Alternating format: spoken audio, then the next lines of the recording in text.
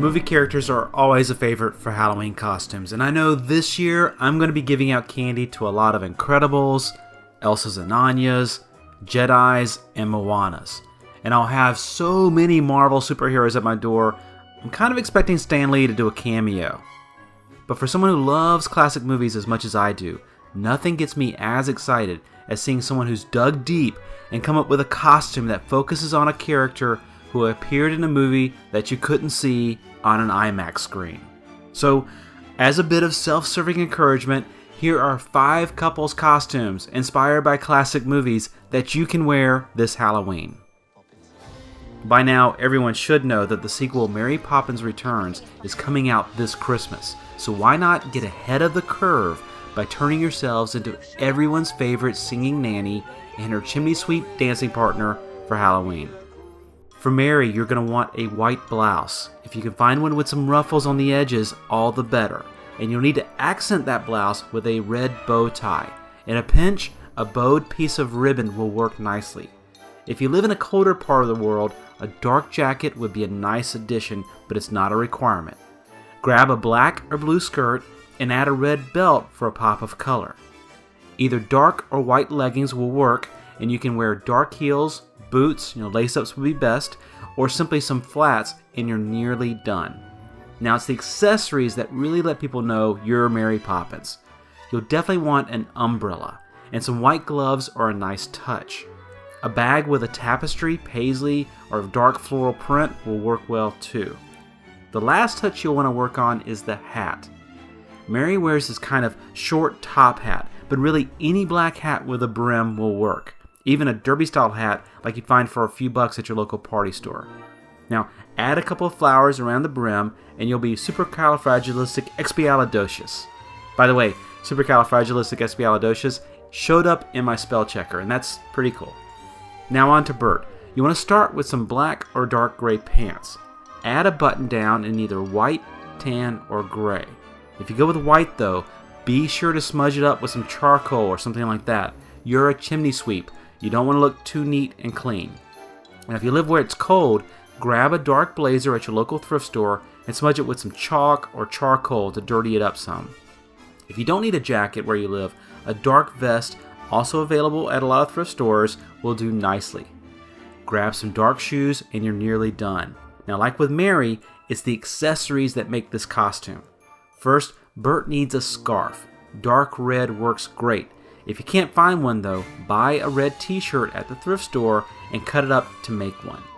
You'll also need to find a flat cap. You can usually find one of these at the Halloween stores or thrift stores, but ask around. I bet a friend has one they'll let you borrow. The last bit you'll need is the chimney broom. Halloween stores actually sometimes carry these, but if you like to DIY one, you just need to find a dowel rod or a broomstick and paint it black. Now for the bristles, you want to grab some long straws and hot glue them between 2 cardboard circles. Use a washer and a screw and screw the cardboard into the end of the pole. Spray paint the whole thing black, smudge some charcoal on your face, and you're ready to step in time with the best of them. Step in time! Alright, Mary and Bert will be cute, but if you want to go for creepy, the Grady Twins from The Shining is a great option. And here's the thing, this one works with 2 females, but I think it's actually better with a male and a female couple. And here's how to get the look. The critical piece here is to find matching blue baby doll dresses. But don't worry too much about the actual style. Tank dresses, sundresses, shirt dresses, they'll all work. Once you have the dresses, grab some pink ribbon and tie it around your waist as a belt, being sure to tie a nice bow right in front and let both ends hang down about a foot or 2. Now for your hair, unless you both have long hair, matching wigs are going to be a good way to go. Don't forget to put a clip on the side. A bow or small flower there would look great. Next up, you'll want to put on some over-the-calf white socks. White baseball socks from your local sporting goods store will be fine if you can't find fancier socks to wear. Black shoes, ideally Mary Jane's, will complete the look. Finally, you'll need to make a decision about whether or not you're the girls before or after they've been killed. You'll be fine going just as you are, but some people like the gory look, and if that's you, splatter some fake blood on the dresses and use makeup to add some dark shadows around your eyes, and you'll be ready to head out and get your fill of red rum. Red rum. Red rum. Alright, now let's keep with the Kubrick theme. Our next costume can work for a couple or a group, and it's the Droogs from A Clockwork Orange. They're an ultraviolet gang whose questionable sense of fashion easily translates into a costume you can pull off without much effort. Now to start off, you're going to grab a white shirt and pants. A basic button down and some painter's pants you can find at Home Depot will work great. And don't forget a pair of white suspenders. Over the pants, you'll need to wear a jockstrap. Now you can find these, of course, at your local sporting goods stores. Get a big one. It's there for show, not to protect your boys, or girls for that matter. You're looking for comfort and style, not protection. For shoes, you want to find a pair of black work boots that you can tuck the pant legs into. You'll also need a black hat, ideally a bowler or a top hat, but in a pinch, a pork pie or even a beret could work. Once you have all that, you're ready to accessorize. Now to really set your outfit off, you'll want a cane. It doesn't have to be fancy. A piece of black PVC pipe will be light and look great. You can pick it up at your local hardware store when you're buying those painter pants. You'll also want to get a set of fake eyelashes. The best part here is you only need to put the eyelashes on one eye, so you can share the other one with your partner. And finally, remember that Droogs drink milk, so grab a glass and fill it with milk. You can also fill it with eggnog, pina coladas, whatever you like.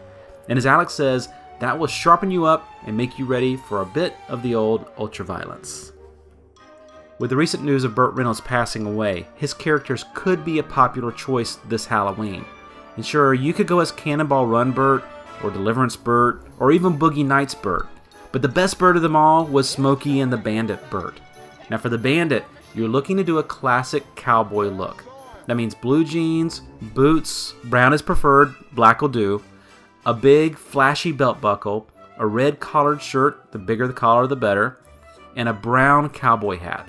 And if you can stick some feathers and a belt buckle with the state of Florida on it around the band, you'll be all set to go, except for one last thing.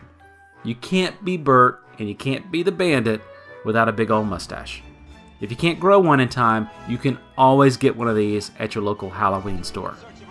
Now for the other half of the couple, if you have a wedding dress, by all means, put it on and you'll be an adorable Sally Field. But remember, it's not called Sally and the Bandit, it's called Smokey and the Bandit. So I think you'll have much more fun dressing up as Sheriff Buford T. Justice instead. Now this is a pretty straightforward police uniform in brown.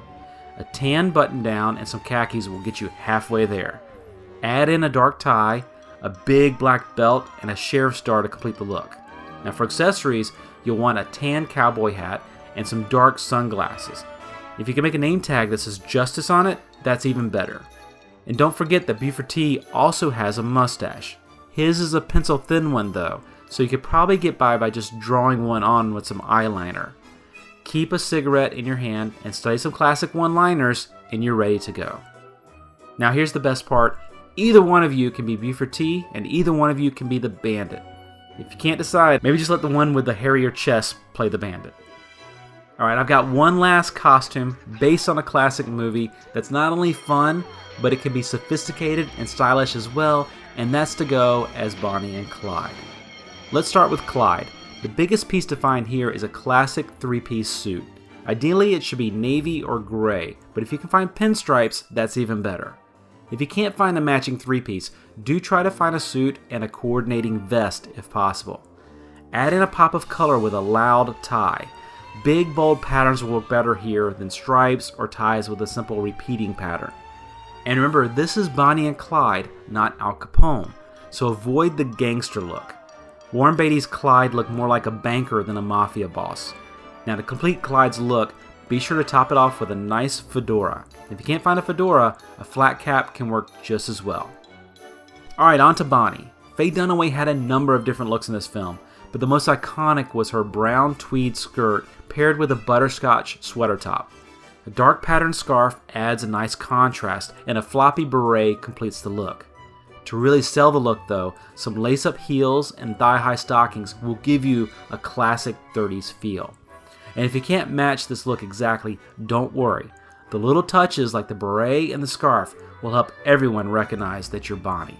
But to really sell the look, there are some props that both Bonnie and Clyde should have nearby. First, of course, are their guns. Pistols will work fine. Tommy guns are another great option though. But be safe. Make sure the guns you use are obviously toy guns, and remember not to take them anywhere where guns may not be allowed. Now, if you're nervous about having guns in your hands, bags of cash that have the names of banks written on them will work just as well. Alright, well, I hope this gives you some ideas for your Halloween costume. If you do decide to go out dressed like a character from a classic movie, please be sure to let me know in the comments below. I'd love to see the photos. Also, I am planning to do another episode or two before Halloween with a few more costume ideas. If you have a favorite character from a classic movie that you think would be a good one to spotlight, please let me know. And please don't forget to subscribe.